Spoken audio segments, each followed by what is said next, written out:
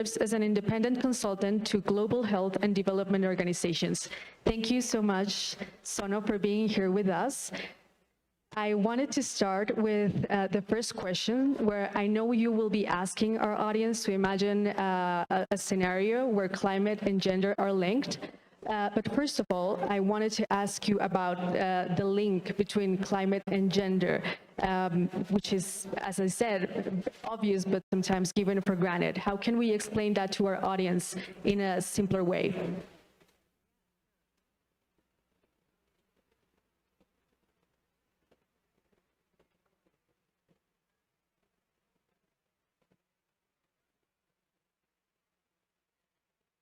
Thank you, Luisa. So climate change disproportionately affects women and individuals identifying as women because of a pre-existing gender discrimination, and also the socioeconomic inequalities, the different roles that men and women play in both the household and outside. And then physiological differences. So men and women, their bodies react differently, for example, to something like extreme heat. And you can also imagine that men and women have different clothing that also affects the way they experience these different weather patterns.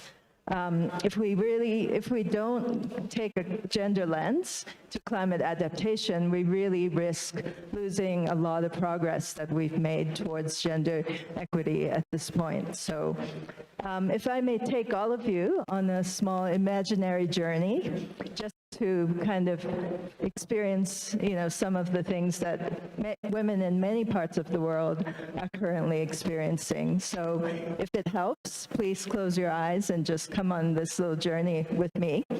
So imagine you're a woman in a remote rural area who has a newborn baby, and you're just waking up. A small house with no electricity and very poor ventilation. High humidity, the temperature feels like it's 45 degrees centigrade. Your newborn baby is sweating and screaming. Last night you couldn't really sleep because you were busy fanning your baby throughout the night. You're very tired, you have no appetite, and you don't feel like breastfeeding. This morning you have to walk 30 minutes to the clinic postnatal checkup and walk an extra distance to fetch water. You hear that the schools are closed because of high heat, a heat wave. So your older children are going to be home with nobody caring for them. So that's the scenario, and you can kind of think about, all of the different circumstances in which this woman has to adapt to climate change, and several other connections that there's some research around, which is that extreme heat can lead to heightened incidence of gender-based violence. So that's been shown in several studies around the world. Also child marriage and climate change, climate disasters are also linked. Child marriage tends to increase during and after climate disasters. And then menstrual hygiene. You can imagine managing your menstruation during a drought where there's very little water to bathe and to keep yourself clean. And then, of course, climate disasters cause evacuation, displacement of people, and those evacuation spaces are not very well designed with gender in mind. So you can imagine the safety of women and girls could be at risk. And then there's mental health. So climate anxiety is real. A lot of adolescents, a lot of women feel that on top of all of the daily stress that they feel because of climate change. So those are the linkages. And that is a very important thing to say, because as we mentioned, sometimes, climate and gender tend to be separate subjects in main conversations that are happening worldwide, which leads to my next question, because you, Sono, have worked with local partners in several African countries on advocacy to include SRHR in climate policies. I wanted to ask you, in your view, what are the main challenges that we are currently facing when trying to promote policies to address both SRHR and climate? Is it financial issues, or maybe sometimes the governments do not acknowledge this link at all? What do you think from your point of view? Yeah, so people all over the world are really feeling the impacts of climate change, and they may not fully understand the science and how global warming is now really devastating and going to have a huge impact on societies. But on an optimistic note, there's a wonderful coming together now of the climate and global health communities fighting together on a common cause to stop the burning of fossil fuels and further extraction of fossil fuels to slow climate change. And also that has health benefits as well. When it comes to SRHR and climate, it's still a challenge. So a lot of conversations around climate and health are gender blind or gender neutral. People don't differentiate. And then many climate and gender conversations also do not include health in the conversation. So a lot of that gender and climate conversation centers around education or women's economic empowerment or leadership development, which are all great, but health sometimes misses out in those conversations. And then governments tend to, of course, prioritize vector-borne diseases as one of their priorities for climate and health, as well as food security. That's also a huge concern. So again, on a positive note, SRHR is starting to get recognized and put into documents such as the National Adaptation Plans or the Health National Adaptation Plans. So things like maternal and child health, gender-based violence, gets mentioned in those documents, but the full spectrum of SRHR, including abortion, contraception, even menstrual health, and harmful traditional practices, those are more difficult, more challenging to put into the climate policies and plans right now. And just to note that it is true, both climate and health financing are very inadequate right now. So it really helps if all these movements got together to expand the pie of financing and not to be fighting over little pieces. And having that in mind, as I think some of you know, there will be a major conference happening in a couple of weeks in Brazil, in Belém do Pará, which is the COP30. And something that some of us may not know is that a pre-conference is going to happen here in Bogotá, where some advocates, such as Sono, will gather to discuss some health issues, some SRHR issues that will be taken to the COP30. I wanted to ask you, Sono, about that pre-conference. What are you going to talk about on that pre-conference, which is going to happen on November 7th here in Bogotá? What are the main topics that are going to be discussed? Sure. So it's actually a post-ICFP conference, but a pre-COP conference, I guess. So on November 7th, we are having a half-day meeting in the morning, and many of the participants of that post-conference will be attending COP. So we're very excited to have these advocates take the messages from ICFP into Belém. We will have some experts who will be sharing their observations and reporting from the youth pre-conference that we had here in Bogotá. as well as the pre-conference on humanitarian and crisis settings. So those recommendations will also feed into this meeting that we are having. And then we will discuss as a group what needs to happen at COP30 to realize universal access to SRHR.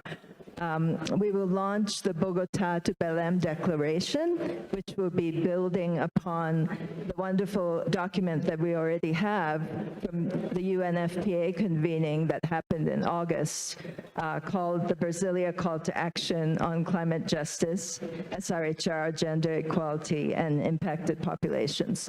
So all of these documents are very much including, language of how do we talk about SRHR in the context of climate justice, and we will take that into COP.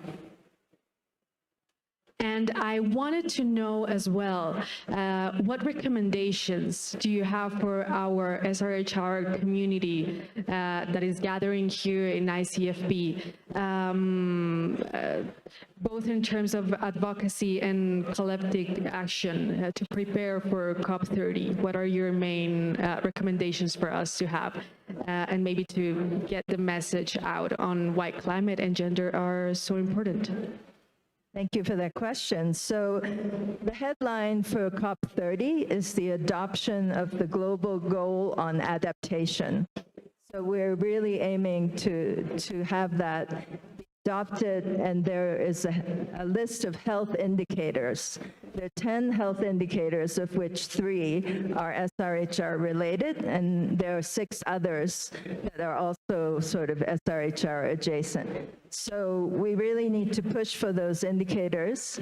And then universal health coverage is kind of the overarching message, of course, including reproductive, maternal, newborn, child, and adolescent health.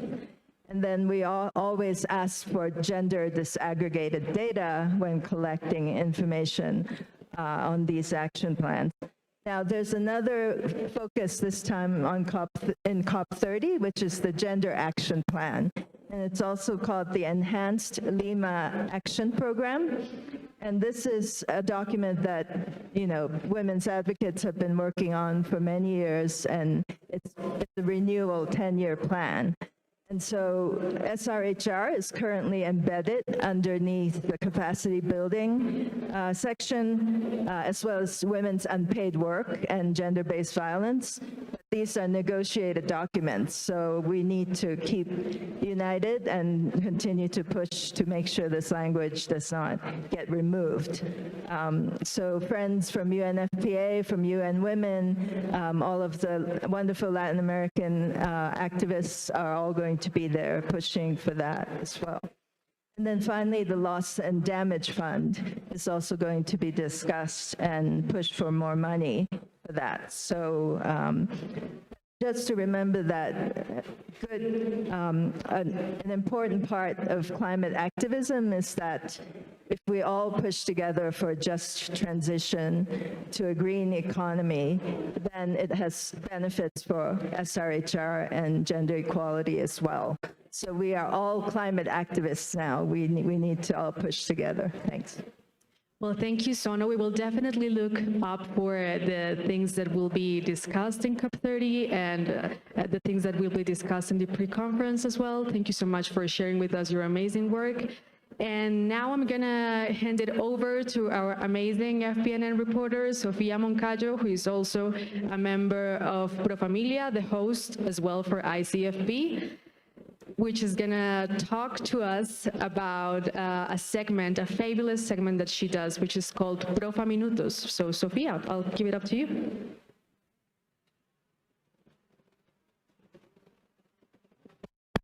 Hola Luisa, muchas gracias. Sonia, muchas gracias por eso.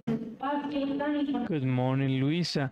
Thank you for that space that you bring now. For all these friends that we have in ICFP, I would like to greet you all. My name is Sofia Moncayo.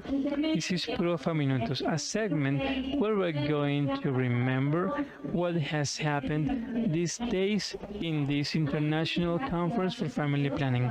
Before, I would like to greet all the people who are with us, and especially those who are with us via streaming, both face-to-face and virtually. We are creating a difference in this conference. Well, after several months of work, of expectations, of dreaming about this space as something full of justice and equity and freedom, yesterday more than 2,500 people were here in Agora Conventions Center, a space where we had a wonderful time. I would like to ask the public, how did you do yesterday? How was it? Did you have fun? I think that the opening was more than we expected.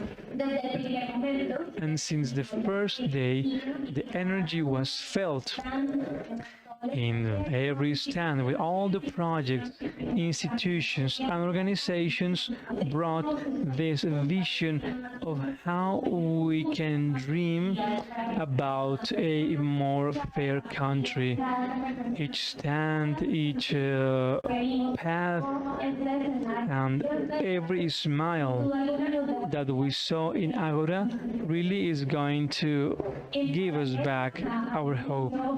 In parallel, in the beginning, we had this live stage. We had a very inspiring conversation with Marta Arroyo, director of Pro Familia,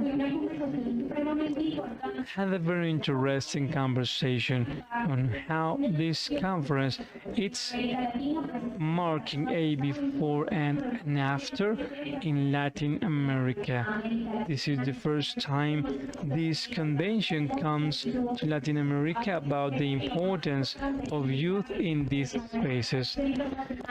They really gave a message to the international institutions to continue working in favor of sexual and health reproductive rights.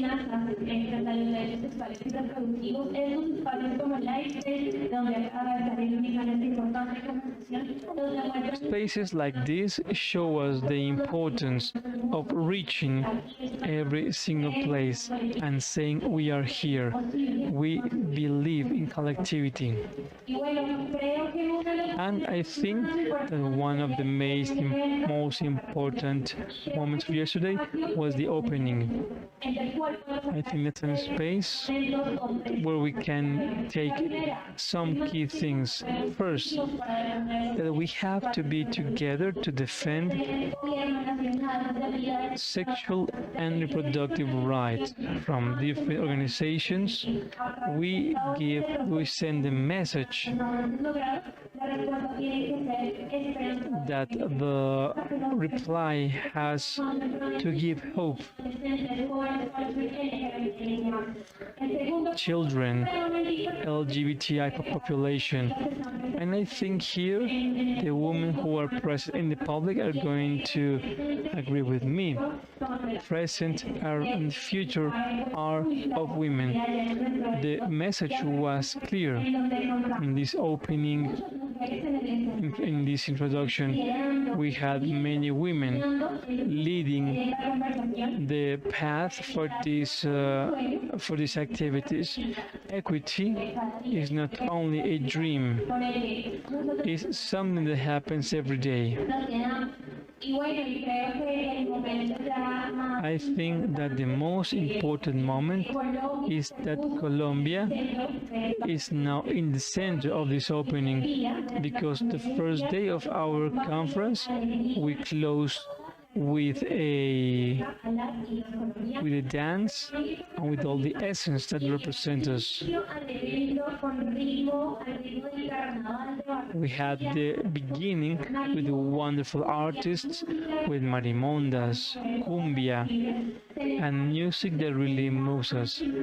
Pro Familia celebrated their first 60 years, reminding us that social justice is celebrated. So If you have not participated, we are just starting,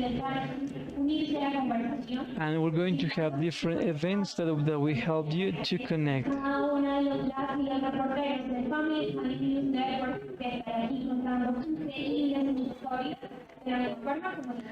They are going to tell different stories, and please move every day.